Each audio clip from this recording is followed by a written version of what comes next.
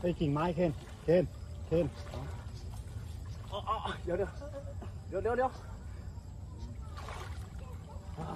ไป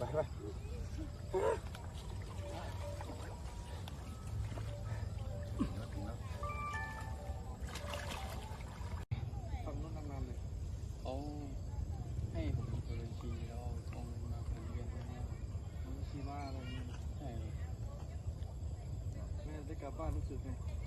ดีใจครับดีใจกับครับสองพักเปิดที่ไหนครับในแถวกรุงเทพนี่แหละแต่ผมจำไม่ได้ครับมันไปหลายที่เลยพอเห็นทางเปิด